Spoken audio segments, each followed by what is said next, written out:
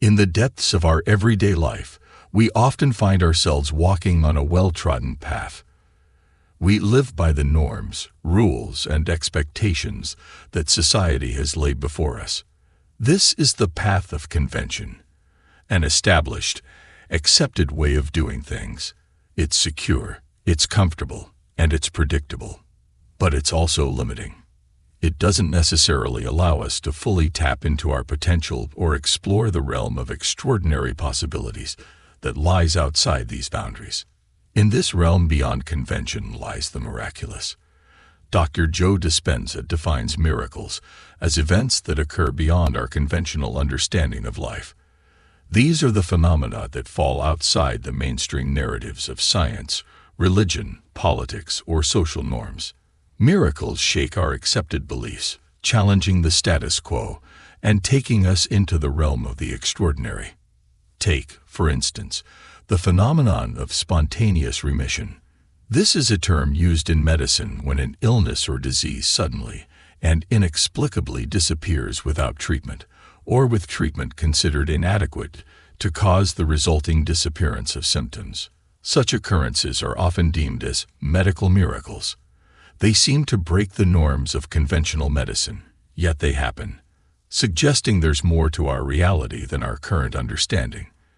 And this is precisely the essence of a miracle. It's not an event but a realization, a shift in perception. It's the recognition that our reality is not just what we can see, touch, or measure, but it's far more expansive and fluid. It's acknowledging that there is an extraordinary realm beyond the physical, tangible world, a realm that is just as real and significant. To truly harness the power of miracles, we must learn to step outside our comfort zones. We must be willing to break the chains of convention that hold us back. This doesn't mean disregarding the importance of established norms or knowledge. Rather, it's about expanding our perception and opening ourselves up to a broader, more holistic understanding of reality. It's about recognizing that while science, religion, and social norms provide useful frameworks to navigate life, they are not the entirety of existence. Our language is a powerful tool that shapes our perception of reality. It helps us communicate, understand, and make sense of the world around us. However, the language we use to describe certain phenomena can sometimes limit our understanding of them. This is particularly true when it comes to miracles. Miracles, as they are traditionally defined in our culture, are often shrouded in a layer of mysticism. They're seen as divine interventions or anomalous events that defy rational explanation. This traditional portrayal reinforces the perception of miracles as external, enigmatic occurrences that are out of our control. However, if we wish to harness the power of miracles, we need to shift this perception. Instead of viewing miracles as events that happen to us, we need to realize that they are events that we can actively participate in creating. This requires a radical shift in our language and understanding of miracles. Firstly, we must remove the veil of mysticism that surrounds miracles. While it's true that miracles can seem mysterious due to our limited understanding, it doesn't mean they're beyond comprehension. In fact, many events deemed as miracles can be explained through the lens of quantum physics or psychoneuroimmunology, among other fields. They're not violations of the laws of nature, but rather demonstrations of laws we're yet to fully understand. Secondly, we must eliminate the perception of miracles as anomalies. This perception arises from a limited understanding of our own potential. We're more than passive observers in the universe. We're active participants with the ability to influence our reality.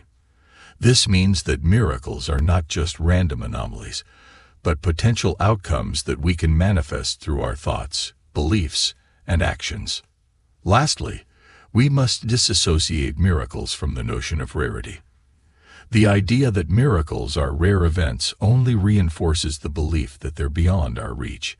But if we start seeing miracles not as rare external events, but as common manifestations of our innate potential, we enable ourselves to experience the miraculous in everyday life. The language of miracles, thus, is not one of mysticism, anomalies, or rarity. It's a language of empowerment, potential, and everyday magic. It's a language that acknowledges our role in the creation of our reality and recognizes the extraordinary within the ordinary. By redefining our language of miracles, we not only change our perception of these extraordinary events, but also empower ourselves to actively participate in their creation.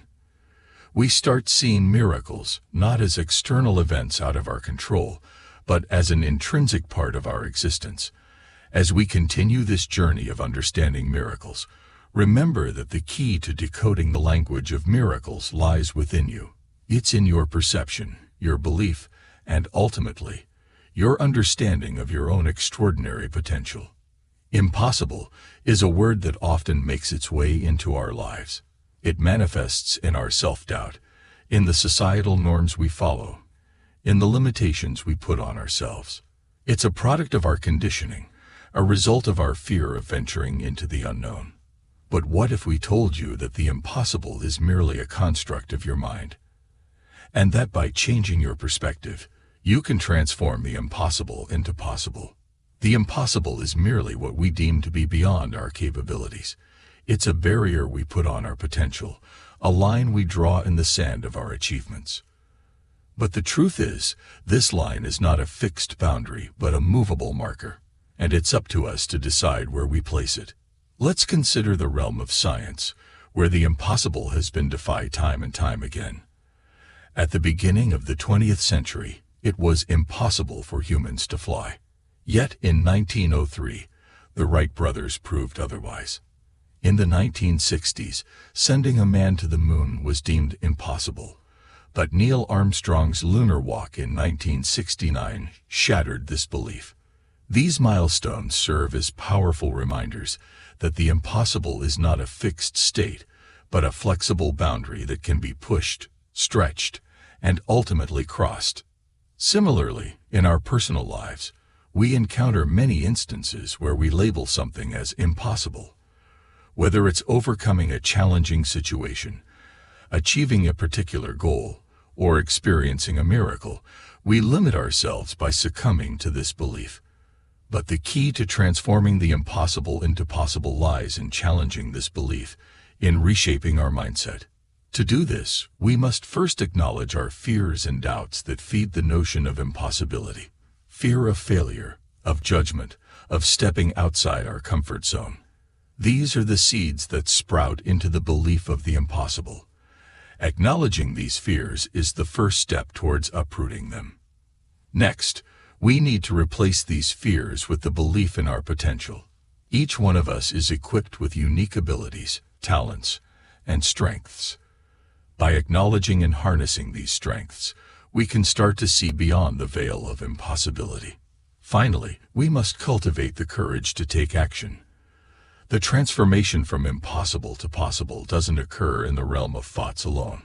It requires action. Steps taken, however small, towards the desired goal. Every action, every effort, however insignificant it may seem, pushes the boundary of the impossible a little further. When we think about miracles, one of the first things that comes to mind is the world of medicine. Specifically, the instances where patients who have been given no hope suddenly and inexplicably recover. These cases, referred to as spontaneous remission, are often treated as inexplicable anomalies, miracles in the conventional sense. They appear to defy the norms of conventional medicine, providing hope where there was none. However, instead of treating these events as outliers, what if we sought to understand them, to decode their mechanisms? Could we then unlock a more profound understanding of our own potential for healing? Spontaneous remission is when a patient recovers from a disease deemed medically incurable without undergoing any treatment, or with treatment considered inadequate to cause such a significant improvement. In other words, their recovery is inexplicable based on our current understanding of medical science. While these cases are rare, they're not as infrequent as one might assume. There's a multitude of documented instances of spontaneous remission, particularly in cases of cancer. What's intriguing is that these aren't isolated incidents confined to specific types of illnesses or certain demographics.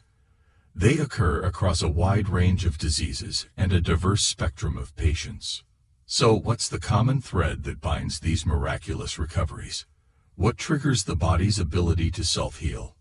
Research into spontaneous remission suggests that the answer lies, at least in part, within our own minds. Many cases of spontaneous remission are associated with significant shifts in the patient's mindset, beliefs, and emotions. For instance, some patients report experiencing profound epiphanies or emotional releases prior to their recovery, implying a direct link between our psychological state and physical health. This is where the fields of psychoneuroimmunology and epigenetics come into play. Psychoneuroimmunology studies how our psychological processes impact our nervous and immune systems, while epigenetics explores how our behaviors and environment can cause changes in the way our genes work. Both fields suggest that our thoughts and emotions can influence our biological functioning, thereby impacting our health. This doesn't mean that every disease can be cured simply by positive thinking. However, it does imply that our mindset plays a more significant role in our health and well-being than we've previously recognized. By understanding the role of mindset in spontaneous remission, we open up a new perspective on health and healing. We start seeing ourselves not just as passive recipients of medical treatments, but as active participants in our own recovery. We begin to recognize our innate potential for self-healing and realize that the miracle of spontaneous remission isn't confined to a select few. It's a potential that resides within all of us. Realizing that we are not just passive observers but active participants in our own lives is a transformative revelation. Once we acknowledge this, we start recognizing the extraordinary potential that lies within us. But how do we awaken to this potential? How do we tap into it to manifest the extraordinary in our everyday lives? Firstly, we must understand that our potential is not defined by external factors, but by our beliefs, thoughts, and emotions. These internal states are the drivers of our actions and ultimately shape our reality. So, if we wish to unlock our potential, we must first delve into the realm of our inner world. Our beliefs serve as the foundation of our thoughts, emotions, and actions. They're the lens through which we perceive the world. Thus, the first step to awakening our potential is to cultivate empowering beliefs. The belief in our potential is not an overinflated sense of self, but a recognition of our inherent worth and capabilities. It's understanding that we are not limited by our circumstances, but can rise above them. This belief serves as the fuel for our journey towards the extraordinary. It motivates us to strive, to explore, to push the boundaries of the possible. Our thoughts are incredibly powerful. They shape our perception, influence our emotions, and guide our actions. In essence, they're the architects of our reality. To tap into our extraordinary potential, we must learn to master our thoughts.